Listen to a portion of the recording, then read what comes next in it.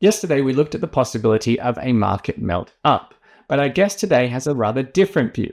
In today's Fat Tail Daily, he warns of a market meltdown starting this week when the Federal Reserve starts cutting interest rates. I'm sure some of you find these differences in positions frustrating, but it's what we do at Fat Tail Daily. There's no editorial line, we don't tell our editors what to write, they're just honest about their own views, and it's up to you to figure out who has it right based on their arguments. Or you can just hash things out in the comments section below. I think the only difference between Brian Chu's view and Ryan Dintz's view yesterday is a matter of timing. But Brian, thanks for coming on. Aren't the Fed's rate cuts supposed to spike stock markets higher?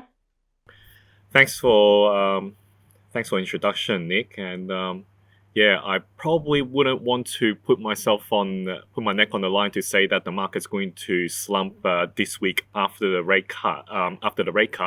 But I do believe that the rate cut may initially juice the markets, but when the economic data comes through, then that is going to likely spook the markets, because what happens is, if you look at the big picture, the reason why the central banks are supposed to move a few steps ahead of the market, they should accommodate the market when the economy is looking weak, and by reducing interest rates, it would encourage less saving, more investing, more business activity now. And when the market gets overheated, as in people are getting a bit exuberant, businesses are possibly growing beyond their means, and lending and borrowing activity is getting out of control, then they would raise interest rates to kind of curb that type of activity. Of course, since 2008, we've had the central banks reduce interest rates to almost zero in most countries, most regions around the world, meaning that the price of risk and the price of delaying consumption has almost become there's almost no risk to it. And that creates an even bigger risk, because it attracts bad decision making, bad investments, and unfortunately, while you can create currency that charges interest and you have to pay the interest, not all investments pay a return. So increasingly, there'll be a gap between what you have to pay back and what you're actually producing and the returns you're making. So my guess, and also where I'm positioning, is there could be an initial high, just this nice boost from the rate cut, but in the coming 2 to 3 months, there could be a significant turnaround, a market slump perhaps.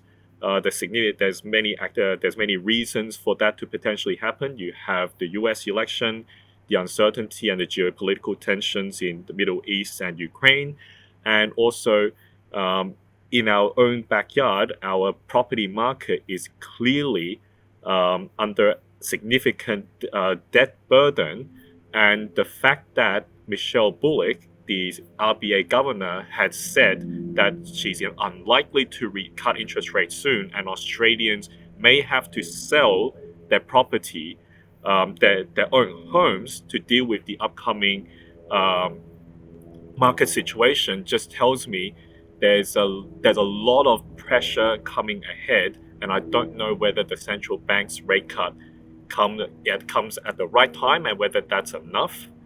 So that's where I'm standing.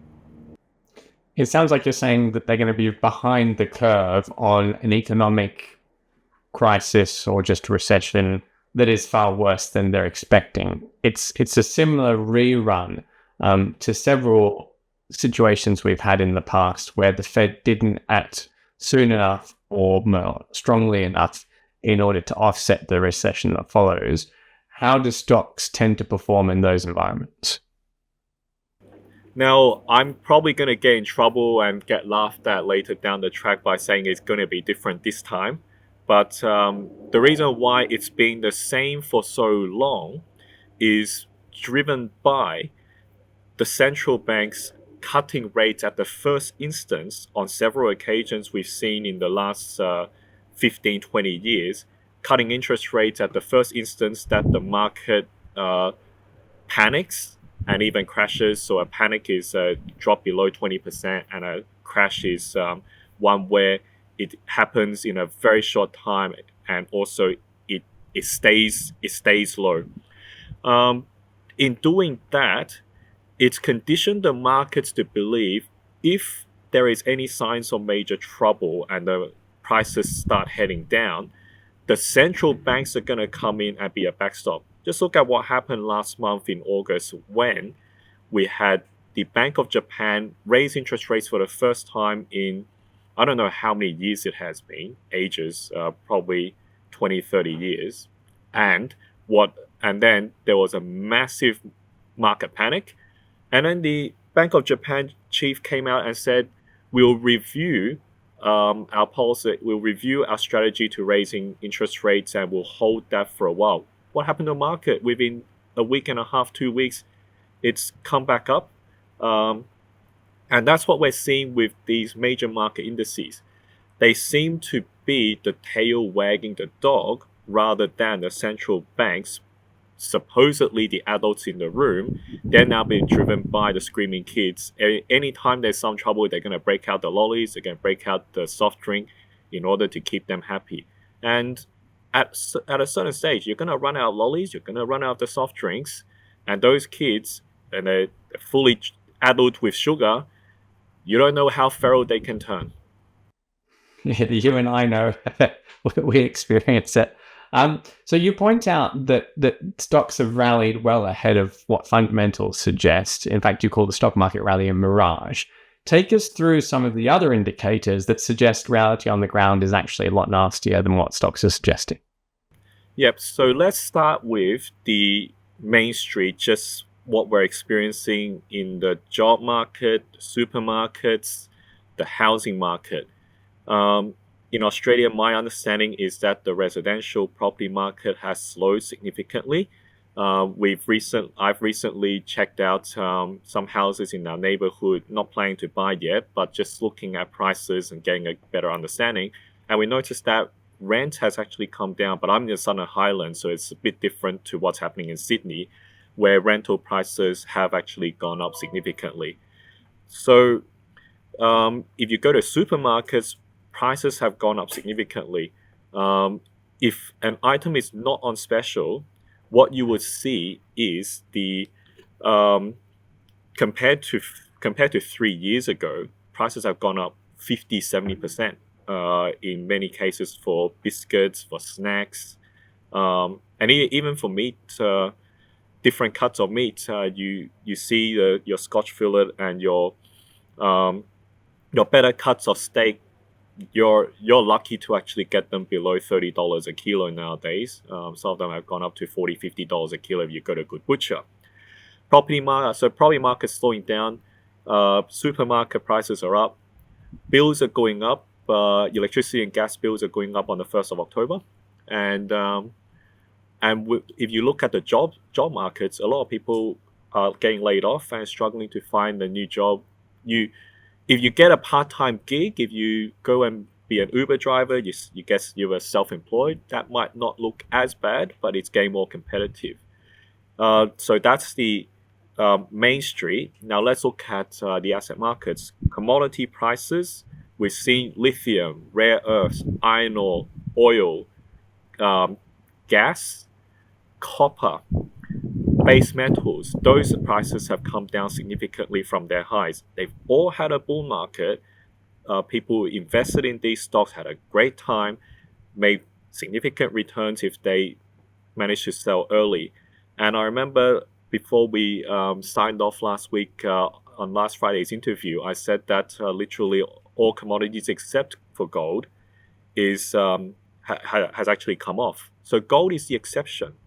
And when gold is still rising, and the other base metals and energy commodities are down, that's telling me the economy is not looking particularly strong, while the smart money is taking refuge in gold, which is typically a safe haven. Now, one more thing to add is the US dollar index have come down significantly, and that's also partly why gold is up. And all these signs show me that the business and consumer confidence are down. The only reason why the stock market is up is because the biggest constituents of the indices are dragging these indices up thanks to excess liquidity. You're advising what you call an aggressively cautious approach to this context, which is an interesting idea given how bearish you are in the medium term. What does this idea actually mean, though? So in my article, I started off with what might sound like a very gloomy outlook. It's almost a Mark Faber type of call that area. It's gloom and doom. But Mark Faber has a doom and gloom and boom report, and I also believe that beyond the doom and gloom, in the short term, there is a significant boom coming up. Now, that's why I have what you would call aggressively wild approach, and I call it speculate wildly, is we should see beyond the short-term storm, which many investors don't because they're momentum traders, or they just like to follow the herd. A successful investor either times their entry and exit just ahead of everyone. That's where the most successful momentum traders make their profits. Or you take the contrarian approach. And the contrarian approach is getting out of a party well before everything gets crazy, or going into a party well before the crowd comes in. So the opportunities that I see are the very things that I listed as being quite off significantly out of their all-time highs, such as the various resources I named. Reason why is beyond this market slump that I believe could happen because the economy has run out of steam and governments and central banks have run out of liquidity to pump into the markets. They are going to have to do it again by cutting interest rates.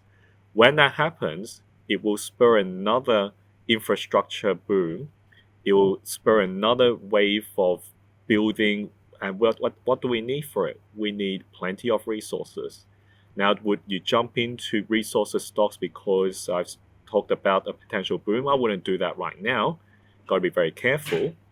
But there are significant opportunities ahead for the patient investor who doesn't want to follow the crowd and could get slaughtered along with the crowd when and should something bad happens. We can't finish here without talking about gold. If you're correct about central bankers being behind the curve, that they're going to be cutting rates too slow, too late, that's a really good environment for gold. It should signal that the gold run will continue. Is that your take on gold as well, or are you worried that it's overbought? So I'm of two minds about this one because gold had a phenomenal run since 2019 when gold rose from about $1,300 an ounce to $2,580 an ounce as we're recording this. It's almost doubled in 5 years. And the last time we've seen this type of move has always been because of economic recessions. And we've seen in 2012 to 2014 when gold came down significantly. Could that happen now? I would say there's still room to run because the Federal Reserve is starting to cut interest rates. So we're only just at the start of the rate cut cycle. Could there be a pullback in gold because the rate cuts coincide with the confirmation of an economic recession and even potentially a depression? That's possible because in times of serious market crises, everyone flees to the dollar. Could it be different this time? Possible. The possibility is that the US dollar is now seen to be less safe because of the poor credibility of the Federal Reserve, and that's why gold's probably moved ahead. So on one hand, in the short term, gold could pull back with everyone else. So for those momentum traders, perhaps they may actually take that opportunity to take a profit. But for someone with a longer term view, I believe there is no way at the moment for them to solve the problems faced by this fiat currency system, that gold will benefit, because the only handle that they can spin, they can crank among the central banks and governments, is lower interest rates, more of the same, more liquidity, in order to try to pump up the markets, get the economy going. The world still runs on debt, and I believe gold having no counterparty risk, in that gold doesn't owe anyone anything. It just sits there and benefits from the mistakes of our system. So to the extent that anyone is trying to time when they buy their gold purchases, we'd probably recommend waiting for a pullback. If you're just a regular gold buyer, stick to your plan. Though you do have a gold stock presentation out, because I think you're going to argue here that the gold stock mining stock market side of things is a bit different, given how the stocks have reacted to the gold price rally so far. So take us through what's in your Gold Fever presentation. Thanks, Nick, and it's good that you called me up on this, because I do believe that with gold stocks are slightly different to gold, in that gold stocks are actually shares in the business, and when everyone panics, the chances are they sell anything that resembles that has risk, and gold stocks have significant risk. But why am I positive about gold stocks is because the last 4 years, gold has moved well ahead of gold mining companies. There are reasons for it, because oil went up significantly from 2020 to 2022. The margins for many gold mining companies were squeezed, and furthermore, higher costs, labor shortages, competition with other commodities meant that these gold mining companies didn't perform as well, while the other commodities had their bull market. But why am I calling this gold fever is just look at the last year and a half, the significant activities, merger and acquisition activities. Newcrest being taken over by Newmont, the biggest merger we've had in the gold industry for ages, probably the biggest one. Genesis Minerals purchasing Dacian Gold and also the Leonora assets from St. Barbara. We had West Gold merging with Karora Resources, Red 5 merging with Silver Lake Resources, and there's also plenty of activity in the small end of the market. These companies are still trading at about 10 to 15% off their all-time highs, even the larger companies, while gold has broken all-time records. What about the smaller end of town? They're trading at 50, 60, 70% below their all-time highs. So there is gold fever. People haven't quite picked it up yet, but I believe if you get in at the right time, now for example, and pay attention, you don't have to buy immediately, this might be your opportunity to get yourself in the box office seat just before the event starts. Before you go and check out the Gold Fever presentation, don't forget to check out Brian's Fat Tail Daily article on our website. You can, of course, subscribe to receive Fat Tail Daily for free every day. We cover all sorts of things other than this gold issue. Also recommend you check out Ryan Dince's video yesterday so you can compare and contrast between the two. There'll be links to all that and more below this video. Everyone at home, thanks for watching. Thank you and God bless. Before you go, I have another announcement. Our publisher Woody has promised me a $10 million bonus if I can double the number of subscribers to Fat Tail Investment Research's YouTube channel. So please like, share, subscribe, and send this video to all of your family and friends. Let's give Woody a nasty surprise when he comes back on the 23rd of September.